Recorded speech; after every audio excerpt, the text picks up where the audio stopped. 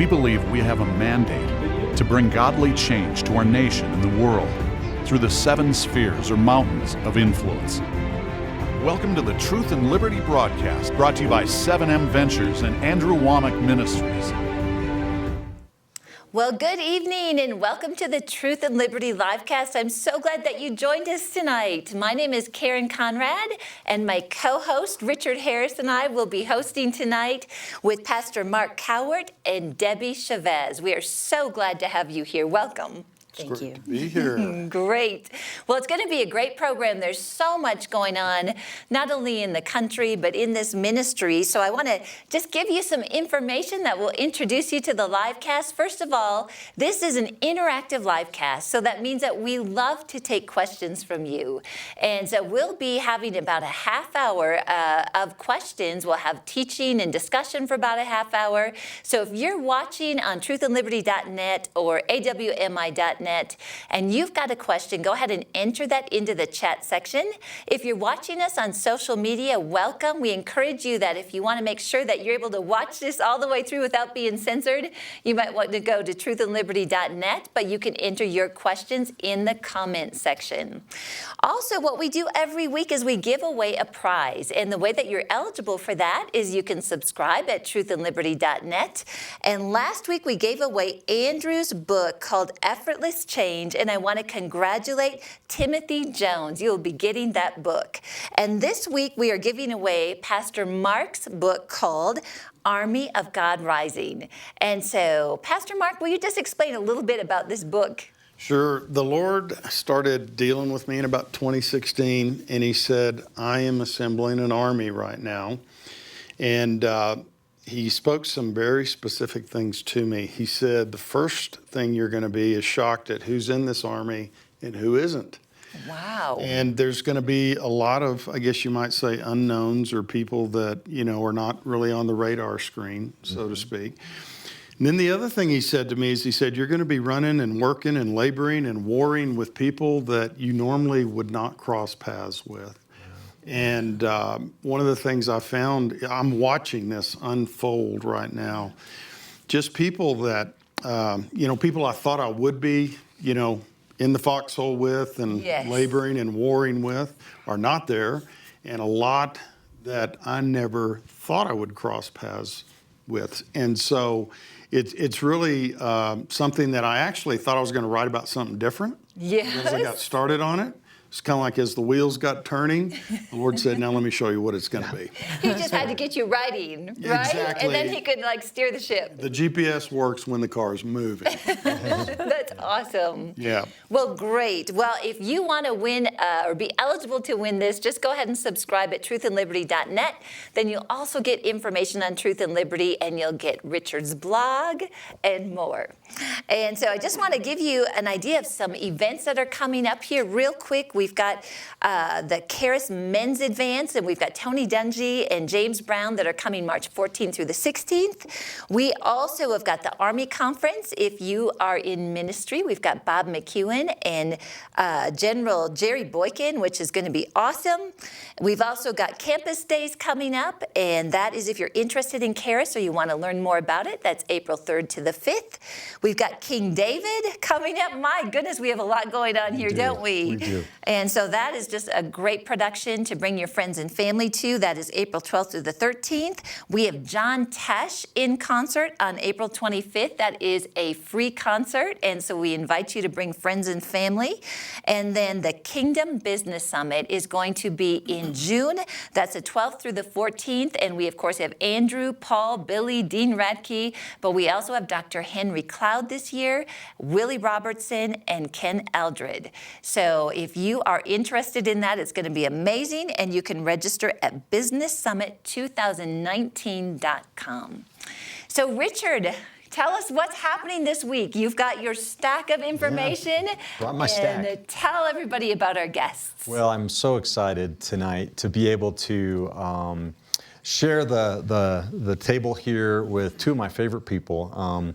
Here at Chaves, Pastor Mark is the director of the Practical Government School. He's not just the pastor, being pastor is a huge job, and in addition to that, he directs the Practical Government School, and it's an honor and a privilege for me to be able to work with Pastor Mark. He's such an example, I think, to everybody of how pastors can engage in the mountain of government and all the mountains of influence. And then it's also such a blessing to be here with Debbie Chaves. Debbie you've got such a wonderful story. I always love saying this, but she's a homeschool mom. I don't know how many children you have, 5 or 6 or something. Seven. You were close. Gosh, I hate to. It's amazing, but you're the executive director of Colorado Family Action. And can you tell folks a little bit about what that organization is and what you do? Yes, so we actually stand in the gap between the government and church and people of faith. So we are the Family Policy Council of our state. There are 41 of us in the nation. And we all associate with each other, but we're independent, and we happen to work here in the state of Colorado. We see that as state to state we're working in alliance, we can actually make a national difference. That's great. So Colorado Family Action stands in the political arena for life and freedom and family and those values that we hold dear. So it's such a privilege to have both of these guests tonight. Yes. Welcome. Thank you. All right, so I know that you guys have some things on your heart that you've been talking about. So Pastor Mark, I'm just going to turn to you and have you kind of kick us off tonight with some discussion.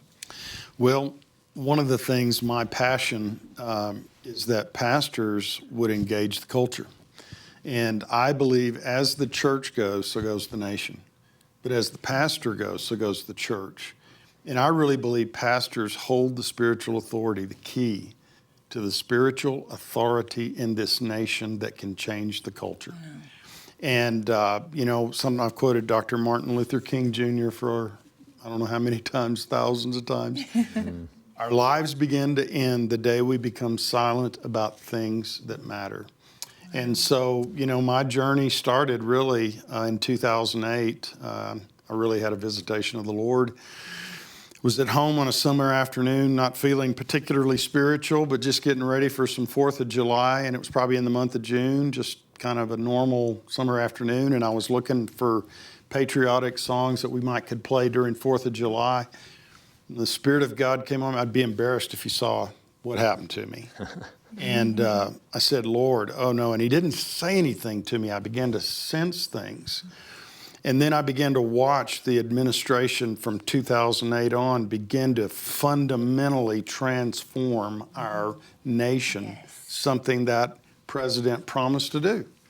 And I'm watching things that we hold dear and this deafening silence of churches. And then in 2011, something happened. The Lord began to deal with me and he said, I want you to do a series called America the Beautiful. So I started digging back into our history. And I began to see that when the Johnson Amendment took place in 1954 that supposedly silenced pulpits, that was the day a noose was slipped around this country. And it overturned almost 200 years of our nation's history because we used to have pre-election sermons and pastors would preach about everything that was going on in the day, whether earthquakes were occurring or solar eclipses or natural disasters. But when elections came up, they knew that who got into office was going to open floodgates or close floodgates of hell. And so that's when I began to really engage and realize that for 20 some odd years of ministry, I stayed in the little 2-foot square box, that imaginary 2-foot square box behind the pulpit, and said nothing about political candidates and things like that. And so I stepped up with that Pulpit Freedom Sunday Challenge. So that's part of my journey. That's right. It's been I want you to know it was overturning a lot of things in my life. And there were some people that were very glad about it and some that were very mad about it. And it was, it's been a journey, but that's why I'm here today. I love my country. First, I love my God. I'm a Christian first. But we live in the most blessed nation in the entire planet. But we're stewards over that. And the mess that it's in right now is not because God has been asleep. The church has been asleep. And we can take this nation back to the place that it needs to be. And so it's a passion that burns within me. Pastors are really my passion. Oh, wow. Yeah. That is interesting. Well, Pastor, we want to come back later, I think, and talk about a burden that's on your heart for a way that believers everywhere can make a difference. But I'd like to maybe transition into what is going on right here in our backyard as we speak. So in the last election, in the midterms, the Democratic Party won won control over virtually every position. So they now have the governor's mansion, and they have every statewide elected office, and they control both houses of the legislature. And so, Debbie, what's going on here in Colorado? What are we facing right now? Well, we actually are facing a radical agenda. We are seeing that they are going after the fundamental rights of religious freedom and the fundamental rights of parents. And we see that coming through egregious bills. Right now, our most egregious one is our comprehensive sex education bill. This is a bill that's an expansion. We already have comprehensive sex education in Colorado. This expands it to the point where it prohibits any religious ideology while actually compelling the lesbian, gay, bisexual, transgender ideology. And when I say compelling, I mean it requires that you teach the sexual experiences of lesbian, gay, bisexual, and transgender students. And in this 26-page bill, the one thing we see missing is the word heterosexual. It does require the LGBTQ teaching, but not heterosexual. It also prohibits any gender idea or gender norms or gender stereotypes. Those are words like mom and dad and grandma, grandpa, male, female, brother, sister, boy, girl. And how do you cut all of that out of one curriculum and not use it as precedent to take it out of everything else? Right. And they've also got some radical bills on, they've already put one through on birth certificates, right? Allowing anybody to change their birth certificate gender to anything they want. You don't even have to have had a sex change operation. Well, in Colorado. And we need to understand the seriousness of that because, yes, they do have a piece of legislation running this year on that, but they actually made that change through a rule change in 2018. Oh. They went through a regulatory commission and decided they had the power and the latitude to actually interpret the rules differently and make that change. And then there's a bill on what they call conversion therapy. Tell the folks about that. Right. So we hear this name, conversion therapy, thrown around out there. And basically what it means is they want to ban any licensed counselor from talking to a child about a biblical worldview of sexuality if they don't want to have a homosexual or same-sex attraction. So they would ban a licensed counselor from counseling a child toward heterosexuality. And what that means in a nutshell is when we have a child that has been sexually abused or exploited in some way by a same-sex person, oftentimes they have anger issues or rage issues and they go to counseling. When it would come out that they want counseling to not have an attraction and to align their behavior with their sincerely held beliefs, they would be stopped from counseling a child toward that kind of belief and behavior. Yeah, that's a direct assault on the First Amendment, it seems to me. It absolutely is. And it puts children in danger. You know, these kids that have already been exploited, do we want a vulnerable child to be banned from getting the help that they need? So what's happening here in Colorado, are we just like some isolated, place where there happen to be a lot of homosexuals involved in the politics, or is there something bigger going on here? Well, there's something much bigger, and this is where we really need to pay attention to where this all started. You know, many years ago, when people were looking at radically changing policy to call them, or move it toward the progressive area, which we would tend to call a liberal agenda that goes against Christianity, there was a movement born in Colorado to actually go state by state and take down religious freedom and intersect with those parental rights. And it was actually the 10-10-10-20 plan, and they called Colorado their laboratory when they launched this. And they were going to actually go after 10 states for civil unions, 10 states for gay marriage, 10 states for domestic partnership, all by 2020. Well, they've more than met their goal in that. And now they've expanded that even farther, and they're going after the hearts and the minds of our children by intersecting the education system and the counseling system. Because another bill that is on the docket, and we see it in many states, is something to lower the age of consent for a child to actually make a psychotherapy or mental health decision outside of their parents' knowledge or consent. In Colorado, they want to lower that age to 12. And as you heard, I've got 7 children. I know how 12-year-olds are, and believe me, they don't drive. That would be illegal. And they can't consent to sex. They can't consent to many things, even a contract. But we want them to consent to a contractual agreement with a psychotherapist at the age of 12. Now, oh, here's the catcher, though. You parents will get to pay for that because your insurance will have to cover the bill. Right. But they don't tell the parent, or They don't tell the parent. Now, here's their reasoning. They say that it stops suicidality. However, by law, if a counselor knows that a child is suicidal, they must report that to the parents and to the proper authorities to protect the child. So this means they'd actually be counseling the child before they even have any suicidal thoughts. So how are they pulling them into counseling? What are they fishing for? And why are they excluding the parents? Because that counselor will not go home with the child. The parent will. In the middle of the night when the child is sad, it's the parent that's there for them. If the child takes their dinner downstairs to eat in the basement alone, it's the parent that notices that there's something wrong. They need to know if a counselor has intercepted any kind of knowledge that would actually put that child in a safe position, not a jeopardy position. so usually what I see with this is there is like several steps down the road, there's something that they're trying to get to with a situation like this. So they're starting with what you just described. But what is the long-term goal, or where are they headed with that? I appreciate that you asked that question, because here's something that came out in testimony, and I'm going to tie 3 bills together so you kind of understand this agenda that we're looking at. The LGBTQ agenda is actually driving several policies right now. One is a comprehensive sex ed expansion. One is that prohibition on conversion therapy, which is that licensed counseling. And the third is the lowering the age of consent. When the prohibition on conversion therapy was being debated in the House, something came out that we need to pay attention to. The committee chairman of that committee where the debate was happening asked one of those testifying in favor of the bill, does this bill go far enough? And that person said, no, actually it doesn't. But we need to lay the groundwork so that we can come back and actually handle life coaches and unlicensed counselors. And we know that means the church. And then as we were also debating the not lowering the age of consent, because we did not want that lowered. We want to protect children.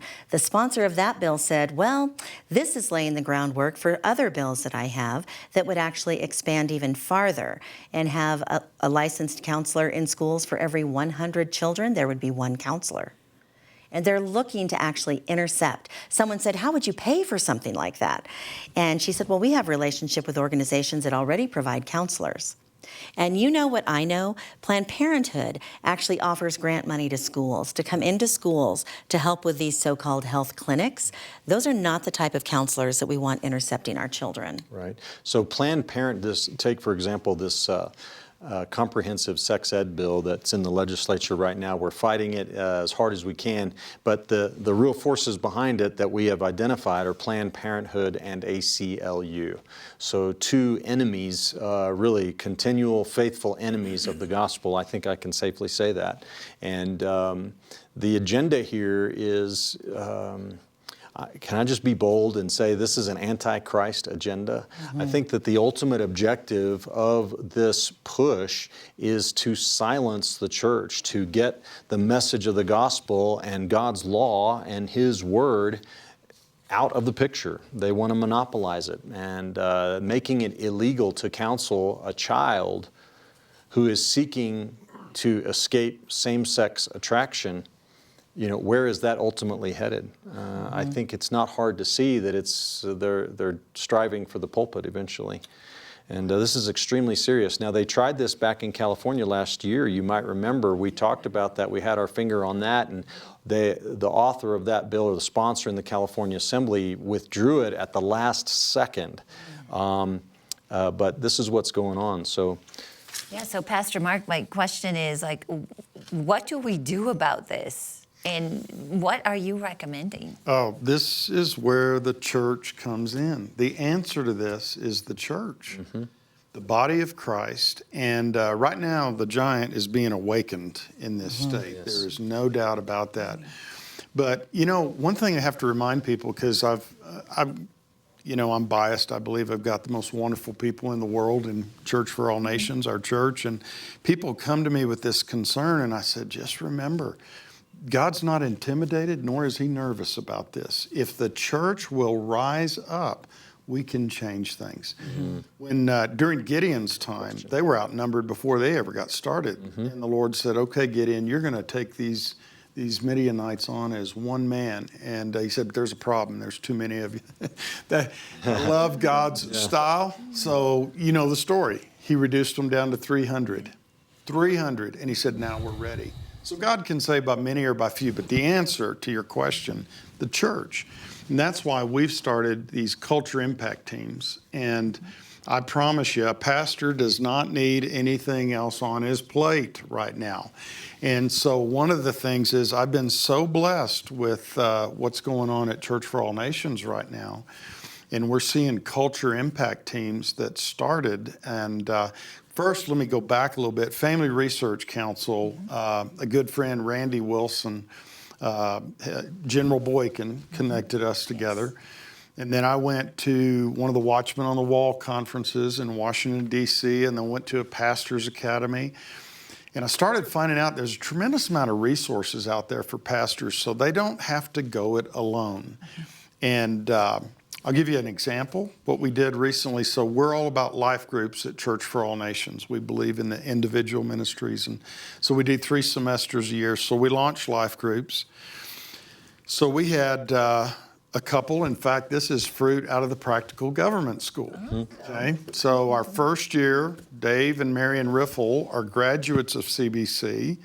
And Dave was... That's Chaves Bible College. Chaves Bible College, sorry about that. That's okay. So then Dave Riffle was in our first Practical Government School class. He's a retired chiropractor, and the Lord spoke to him to go to it.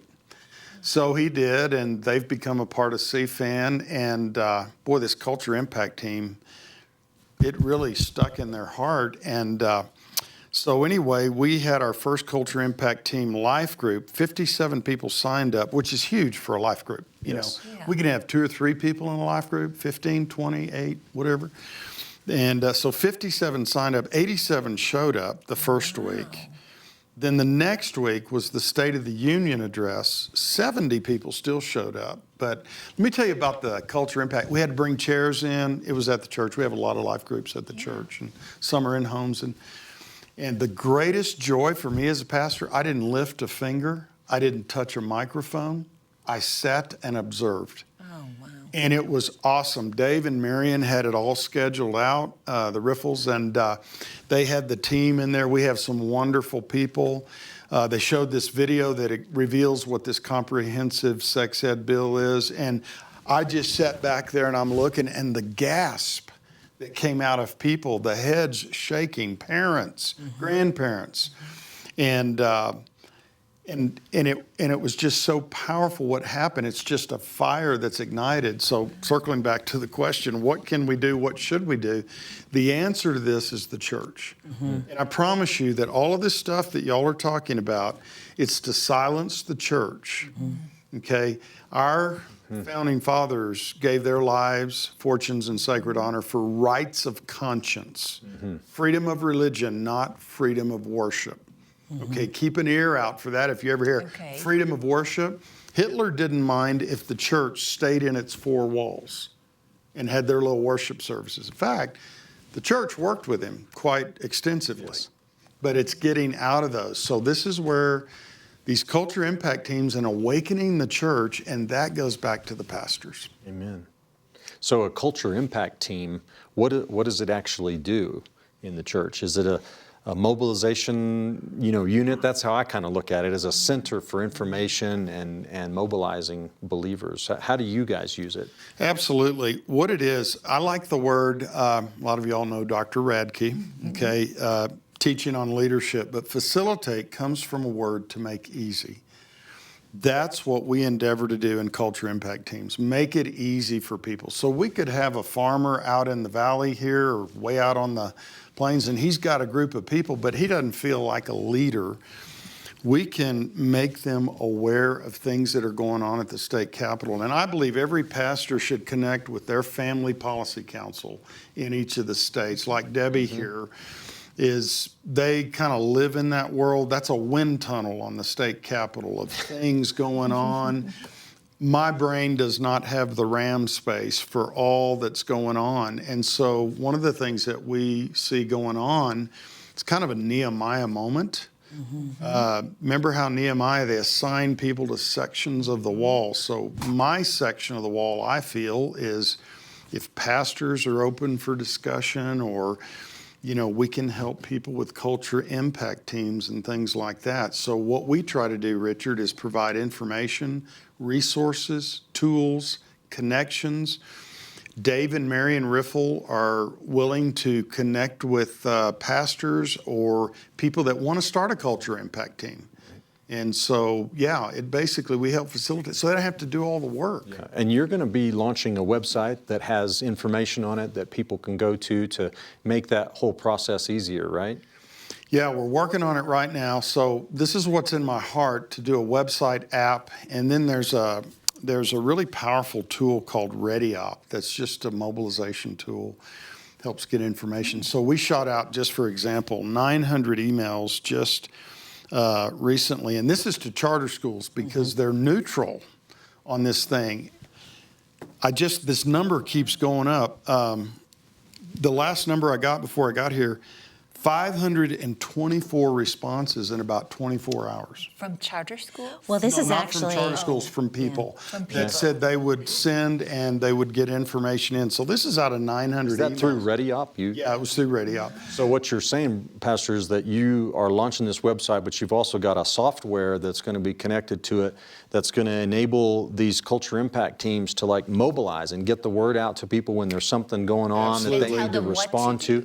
Give them, call this number, send this email, that kind of thing. And Okay. here's what this is still in raw development, but it's happening as we speak. In fact, they were meeting when I was on the way up here.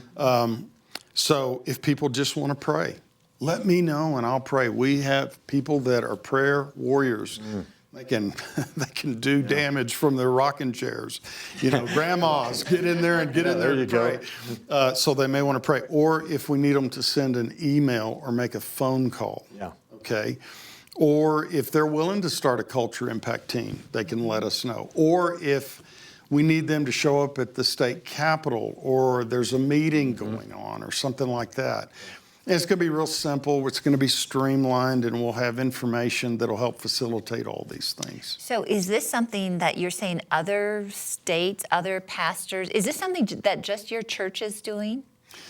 Well, yeah, I'm taking the lead on this because this is what, I felt in my heart that we can do at this point, because I found out another culture impact team started directly out of our CIT, we call them CITs, that we started here. So anything we can do to help facilitate culture impact teams. So one thing that I saw that I could do and we could do effectively is the website, the app, and the ReadyOp. And is that something that, because we have a lot of pastors and that watch this, is that something other churches can connect with you on? Yeah, we're planning it in a way we can help facilitate things in other states. So I'm a part of FRC's, what they call P50 pastors, Randy Wilson. We did a regional meeting recently, so we had about 21 of us there. And what encouragement to hear. There's some major victories that have been wrought across the state. So we'll spend a couple of days together. And, pastors connect best with pastors. And it's a safe harbor, hopefully, and we want to create that. And so, yes, we want to make it so it'll be a tool for pastors and we can get help to them. So if people watching right now have questions, there's an email address, right, that they can use. And we're putting this on our website. It's under resources, and it's also under the show notes for tonight's live cast. And Pastor, I think it's info@cultureimpactteams.com. That is it. So if somebody emails that and has a question about culture impact teams, you've got resources available to get them It's that going to go to information. the best man for that job. That is Dave and Marion Riffle there. They will be watching that website, and we will serve in whatever way we can to help pastors and That's people fantastic. get involved. So you mentioned that there's some things that are really positive that have occurred. Can you just give us a couple examples just to encourage people? Yeah, this one encouraged me because it was before I found out about House Bill 1032, but we were out in Indiana for the FRC, which is Family Research Council. So we usually spend a couple days together, and we were going around the table. There's a pastor in Fredericksburg, Virginia, and they were going to start a school to help disabled children in their church, and the city council decided they didn't want to let them do that. So they got a hold of Alliance Defending Freedom, which is over 3,000 attorneys that will give their time to defend them. And they took them to court and won. And not only did they win just for their church, they changed things to such a degree that it paved the way for any church that wants to do that from here on out. I'm giving you a very Reader's Digest version. I was so encouraged at what happened. It was kind of one of those things, I'm glad they really did try to clamp down on that church, because it really helped expand that and pave the way for other churches now to do what they're doing, which is such a great work and service to the community. Wow. That is awesome. Yeah, So we are seeing some things in some courts. there are great things, but we just don't tend to hear about it on the news and the media and things like that. Yeah. Yeah. So Debbie, when I look at the things that you are working on, is there anything that you can share that's encouraging? I mean, I know like we're facing some things, and maybe you could even, it seems like Colorado's sort of been like a target to start some of this stuff in the nation. It has been. And actually, this is where we take courage. I mean, I'm going to go back to that comprehensive sex ed bill. It's so egregious. One of the other things in there that is raising awareness and actually causing a unity across generations and across this state, which is exciting, is they say that if you're going to teach a pregnancy outcome, you have to make abortion, parenting, and adoption equal. You can't say that one is better than the other at all, and which is crazy. And these kids are saying, wait a minute, if abortion is killing a baby and parenting is when you actually have a baby, how is that equal? So we've got kids that are saying that. We've got students that are as young as 15 that are coming to the Capitol to testify against this bill, as young as 15. Isn't that amazing? And so we've had students from all over call us and say, can you train us? We want to tell the truth on this. And how do we tell people that we won't stand for it? Excellent. So I love it. We have students, because in Colorado, you can pre-register to vote so that your voting ability is activated as soon as you turn 18. We have students that are rushing to pre-register to vote because they are so excited about taking part in this process and turning it around. That's awesome. So I think it's a great thing that this bill came about. We want to see people lay their hand on the table, and then we can call it what it is. Yeah, that's awesome. So Richard, you were at the Capitol and Andrew spoke there, and but it seemed like they heard from so many people that were against this bill, but they still made a decision to go forward. So, you know, while it's encouraging, we have people testifying. What is it going to take to actually change the way that people are voting? I mean, inside the legislature? Well, that's a really good question. You know, the House of Representatives here in Colorado has a significant Democratic majority. And I think we ended up having one Democrat not vote for the bill. It passed the House, but in the Senate we have, I think we have a better shot at this, because it's only a 3-vote margin, Democrat to Republican, in the Senate, and the senators have seen what this uprising that's taken place in Colorado. They know. I mean, when we went up to that hearing on the House side, there were hundreds of people that turned out, and everybody is saying this is the largest turnout for any hearing that they've ever seen at the state capitol. And so I think what we've got to do is we've got to continue to let our voices be heard, put the political pressure on these elected officials to let them know that we are watching, we're paying attention, and we do not approve of this. And Debbie's got an event coming up, I think, on Wednesday that I'd like for you to mention. What's that all about? So that is Wednesday the 27th. If you live in Colorado or can drive to Colorado, we want you to be a part of that. We're going to circle our state capitol on the public sidewalk there and pray. You can carry a sign if you'd like that says, don't mess with our kids, vote no on 1032. Or another sign that says, vote no on 1032. We believe in local control. But we do need people to show up and send a message to our legislators that we're going to stand united for the children of Colorado and for our communities in Colorado and for the parents in Colorado. We care enough about our kids to make a difference. That's noon to 1 p.m. on Wednesday the 27th, noon to 1 p.m. So we have a lot of viewers. We have many states that are represented tonight, and even countries. And so just help us understand. Someone might say, well, I don't live in Colorado, so what does this have to do with me? Can you help explain that progression and why this is important? Even though this is happening in Colorado, I might live in Minnesota. Why do I need to care if I'm in a different state? Boy, that's a good question. This agenda is not staying at home. What we are seeing is we're seeing bills like this not just across the nation, we're seeing a movement around the world, basically to silence the church, reclassify what sin is, and say that sin doesn't matter, that you can actually express whatever you want. They want to mandate an ideology. That's where we, the church, have to be able to stand. The best way to stand is in your local church, like Pastor Mark said. Know how to tell the truth.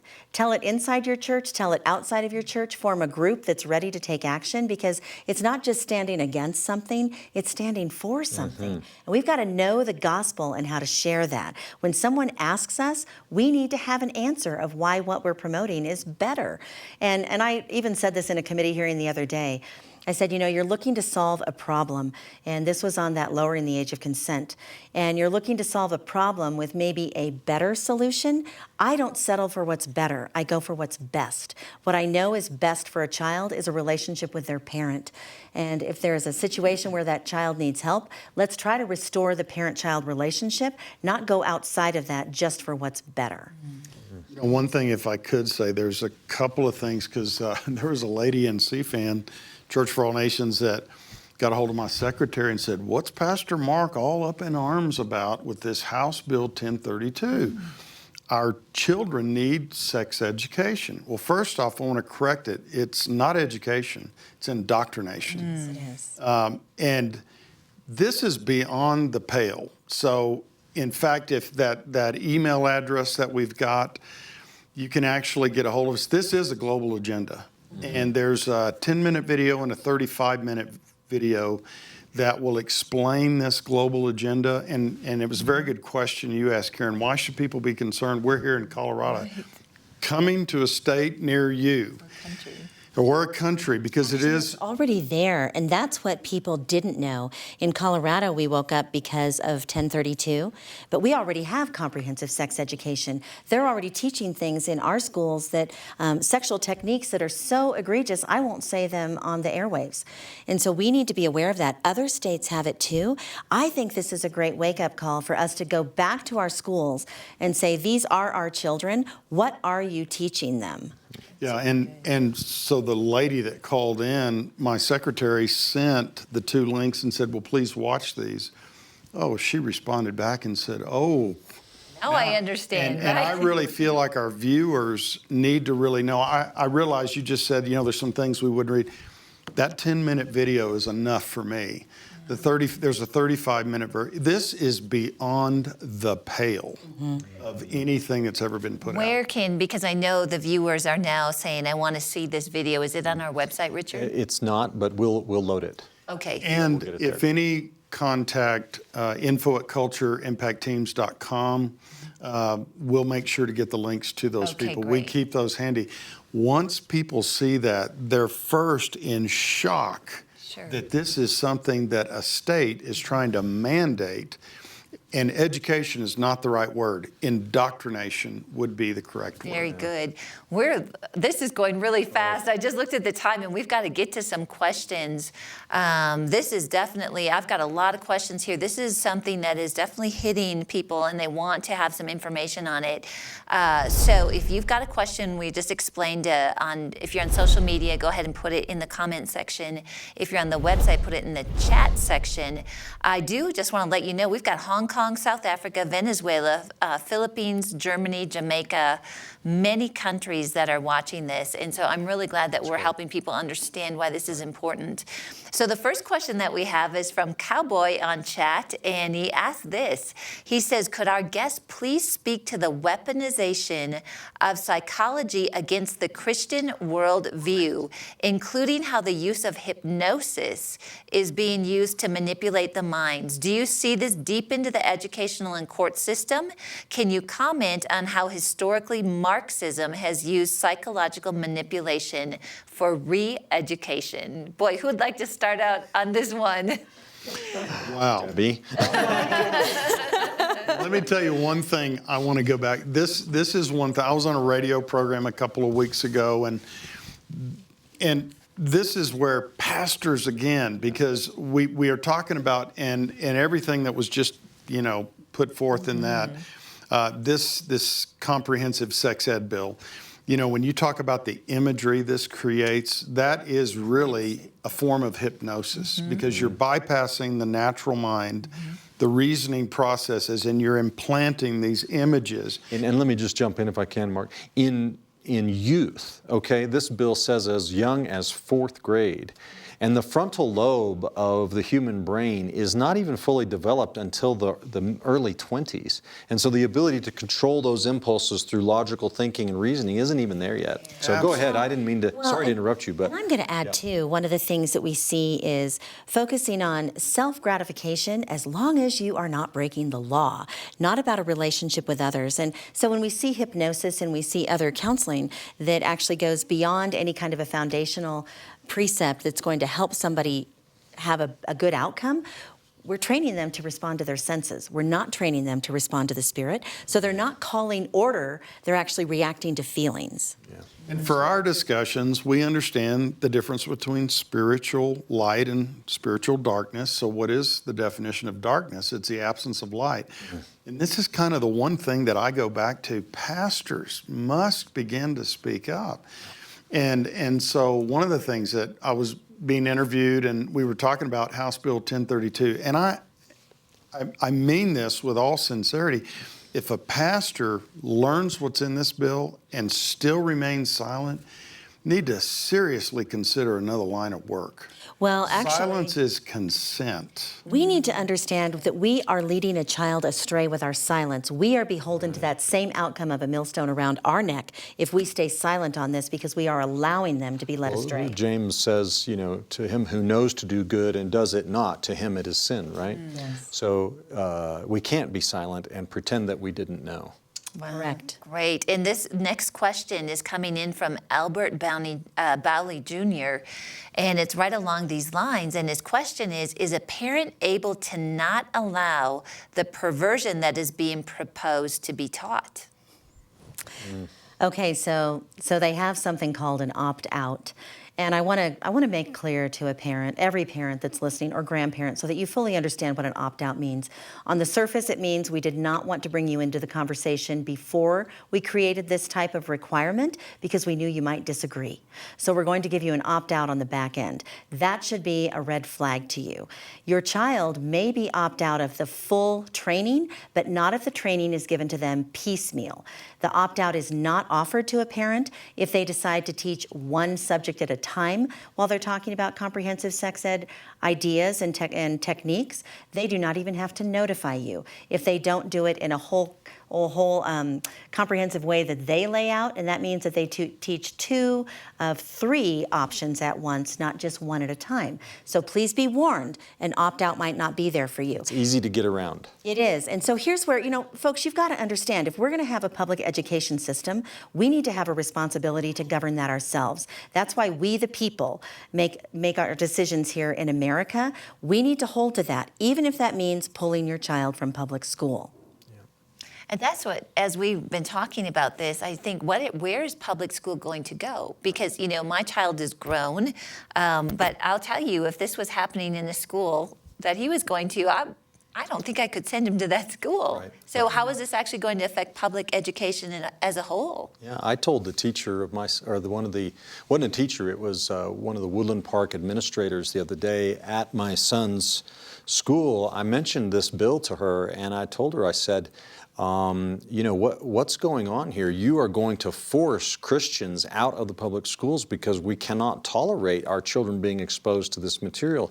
What's that going to do to the entire school district? What does that mean for the kids who, not just for the Christians who will be pushed away, but for the rest of the students in our district who won't be around Christians? I mean, this is not acceptable. Well, and what does that mean to those teachers and administrators that happen to be Christian? Right. They too would be required That's right. to teach this They are outside required. of their beliefs. Yeah. And so children develop a relationship with their teacher. Oftentimes after a lesson, they ask the teacher questions. Those teachers could not give a factual answer, even if they know the facts from a moral perspective. They would not be allowed to do that. Yeah. That's going to make sure that there's an exodus of good teachers from schools.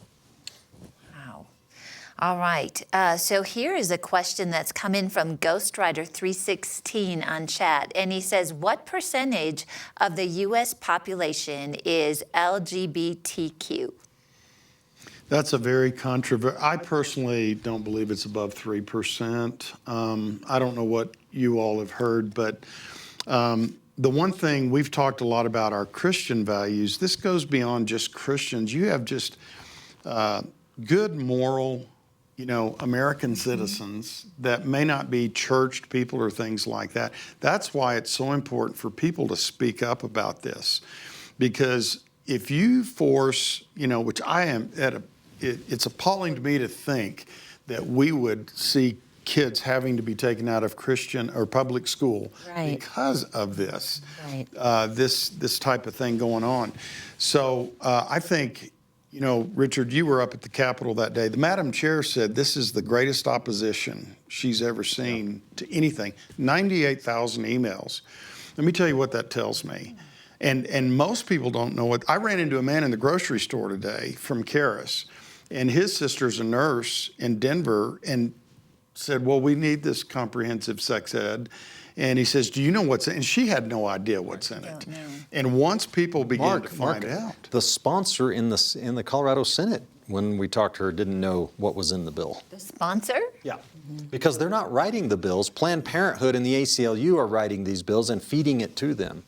Well, I promise you, the state of Colorado being awakened, and it is, not just Christians and conservatives, whatever you want to call them. You wake up this state, and it is being awakened right now. This is going to turn if we will just rise up and not be silent about it. Well, and we all know that there's actually something underlying that we would even have this discussion in the public square, and that's a lack of sexual integrity. We, the church, are the ones that need to talk about the benefit of a lack of sexual integrity, or the benefit of sexual integrity. And what does that look like? Why does it matter? Why is it so important? And what's it do for kids and for family and for the future and for society? We need to talk about that more so that we're not having a discussion about what do we do because of the breakdown of it. Yeah. That's great. Okay, here's a great question from Arlene, who's on Facebook, and she says this: is there a concern that churches are actually being deceived by this counseling agenda, as I keep seeing churches preaching counseling and not the believer's authority?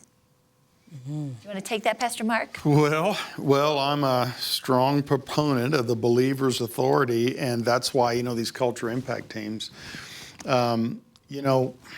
we've abdicated our place at the table of culture. We've excused ourselves from and culture will eat the lunch of a person's vision any day. Right. And, I learned this from General Boykin. It only takes a square root of 1% of any population to shift the entire culture.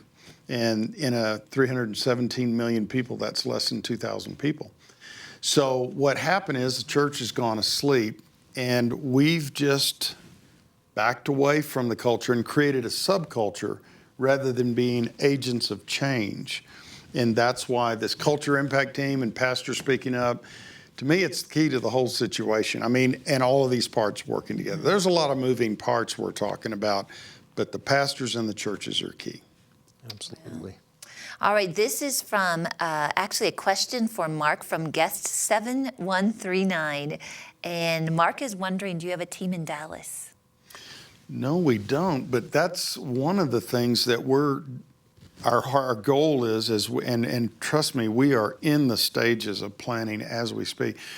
We want to be able to help facilitate these things. Now, Family Research Council has a culture impact team manual.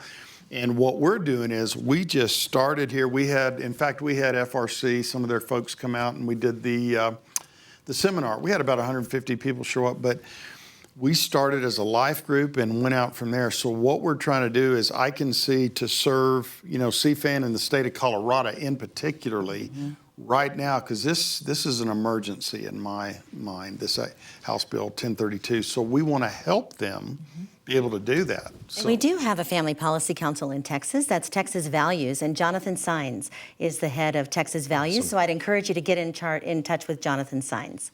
And that's important. Pastors Tell him Debbie connect. told you to call. Yes. I had another question come in similar for Chicago. Who do they contact in? You know, we don't actually have a family policy council in Chicago, but we would love to have one. And that's something, if you're interested in starting a family policy council in Chicago, and all you need to do is be interested. And we can walk you through how you find friends to stand alongside of you so you can get that started. You can certainly contact me through coloradoaction.org, and I'll hook you up with the right people to get that ball rolling. Awesome. Okay, this is Ruthie on chat. And Ruthie, this is a great question. We have another question coming in similar as well. It says, do you think Christians will have to have some type of an American revolution? I don't understand how we, the majority, American citizens, are letting the minority government allowing these horrible rules and laws. I hope it doesn't come to that. The fact of it is, we can do something about it. You know, if Christians would have voted in this election, The midterms? right now in the gubernatorial race, we wouldn't be having this discussion right now. Right. If we would have gone, because we'd have had a landslide, if we would just have conservatives and Christians. But, you know, if we stay on this course, you know, who knows what can happen? Well, and here's the good news in that. Elections don't just happen in November. We all have towns and cities and counties that we live in. There are elections that happen at other times during the year. And in those odd years, that's when you really need to be paying attention in your local town, your local city, what elections are happening. You can elect good people at the local level to start building that infrastructure, to have good leaders that will eventually move to higher levels. And if I could jump in here on that question, Ruthie, I think we don't need an American revolution. What we need is a reformation in the church. We need a change of our mindset back to a biblical model of the Great Commission, where we go not just into geographical areas, but we go into every sector of society. And our pastors understand that their commandment from the Lord is to teach all things whatsoever I've commanded you, to hold up the Word of God as the entire counsel of God and preach and teach all of it and equip their people to do the work of the ministry. And a follow-up to that, this is Shar on chat, and it's a very good question. She says, it seems that each week we say that the church is the problem and that the church needs to rise up. How do we do this? Well, that's a very good question. I say it this way. Pastors are both the problem and the solution. Mm-hmm. The church is both the problem and the solution. And we can't do everything, but we can do something. Mm-hmm. So what I encourage people to do is what lies clearly at hand, not dimly off in the distance out there. And so that's what I'm doing right now. I'm focusing on what I see as our greatest impact. So for me right now, it's not just this, but in Church for All Nations, life groups are a big, huge thing with us. The culture impact teams are something that is just a front burner item because I can see immediate impact. So, you know, one of the things I would do is you say, what can I do immediately? What's close at hand? And it's all through relationships. We have a saying at CFAN, everything God does is through relationships. And so there's someone that you can connect with. And if it happens to be with this area that you're interested in, if you email us, we'll see if we can help you somewhere else in the country or in the state of Colorado or here in Colorado Springs or around the world, whatever. Well, and I want to tell you, I'm a mom, and I had no intention of leading a movement in a state, but I did care, and I wanted to know, and I used to pray a very simple thing. I would say, Lord, give me wisdom and knowledge and discernment and guidance and a platform to use it on. And I had no idea how big he would make that platform or how much wisdom and knowledge he would pour into me. But that discernment that I had helped open doors through relationships because I knew how to have conversations. And that's really where it started, was talking about hard issues that people were taking off the table. I'd put them back on the table, and not in a defensive way, but saying, well, you know, what is God's order there? And how do we get back to his order? And it's talking about what's true. It's not always talking about what's wrong. It's talking about what's true. You know, Richard, this might be a good time to just share with the audience. We have a survey, actually, and I want to thank everybody that's taken that survey. And if you haven't taken it, please do so. We're actually reviewing those results before the program today. Such great feedback. And one of the questions was, how do we know what to pray, or can you help us with things to pray? And we found a resource. We don't have to do everything here, right? We have other people. So do you want to share with people about that? Because that's something that you can do today, is what Richard's going to describe. Yeah, one of the questions we got was, do you have any prayer guides? And so one of the organizations that we link up with is My Faith Votes. And so you'll see their link under our resources page. And also on our every week we repost their news intersect for the week. And if you just scroll down on there, you'll see Think, Act, Pray. And they have a specific outline for you there on what to pray about what's in the news today. So I think it's a fantastic resource to use for those of you who are, for all of us, for all of us to use. So. You know, there's so much conversation that happens around the dinner table, and even something like that, just to put something in place really easy, like, hey, at the dinner table or at the breakfast table as a family, maybe we'll educate our kids as to what's happening. Right. Let them know what they can do to act, and then pray as a family. I think there's ways that we can influence. We're not all pastors, right? We're not, we don't have a platform like you have, but these are types of things that we can influence those people around us, and I just think that's a great resource. Right, absolutely. All right, great. So we have got just 2 minutes left here. So I've got one question real quick, and then we're going to have to wrap up here.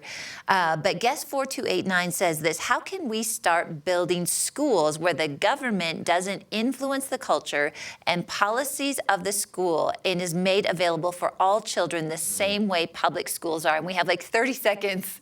Oh. That's quite a question, isn't it? Wow.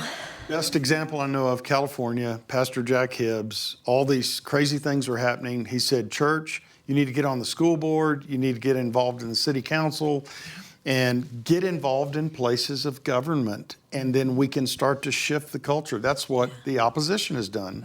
I don't know, Debbie, if you want to. No, I agree. That's a great example, and it's simply just being involved. It's not so much that you have to start your own, you have to infiltrate what's there. We need to take dominion. We need to own it and steward our values out there in public. Awesome. Anything to add, Richard? No, I think that's exactly right on point. Debbie was talking earlier about getting involved at a local level, and one of the levels where everybody can get involved is at the local school board. I think people don't realize the influence that a local school board has over the culture in that community. And so, get on their website, find out when their elections are, find out when their meetings are, go to the school board meetings where you can hear what is on the agenda, and you can stand up as a concerned citizen and voice your viewpoint, and go to your city council meetings, the same things, and just start getting informed and becoming active. Oh, that's awesome. So you can also share Truth and Liberty. I mean, that's what this is all about. And share the website. We've got resources every week. And I'll tell you, we're gaining a lot of audience.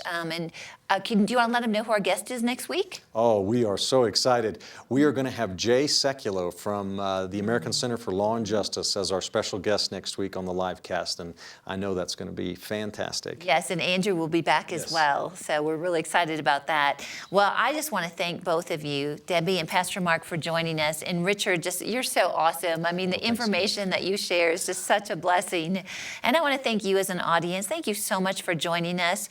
We really appreciate you, and especially if you've not taken that survey yet, please do so. It's just giving us great feedback, and overall, people love the broadcast. So thank you, God bless you, and have a wonderful evening. Join us next time for the Truth and Liberty broadcast. Find tonight's episode and related articles and links at truthandliberty.net.